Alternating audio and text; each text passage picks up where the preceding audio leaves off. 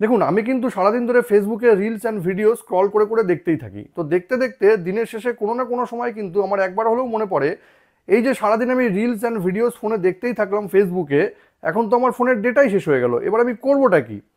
তো সেম অবস্থা কিন্তু আপনাদের সঙ্গেও হয়ে থাকে। যদি সেম পরিস্থিতি আপনাদের সঙ্গে হয়ে থাকে, তবে আপনার ফেসবুকেই কিন্তু একটা ছোট্ট সেটিংস অন করে নিন।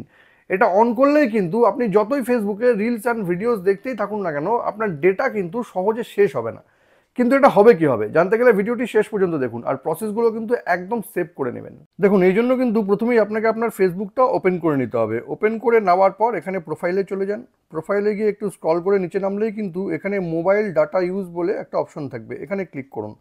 এখানে ক্লিক করলে কিন্তু এখানে একটা অপশন দেখা যাবে ডেটা সেভার।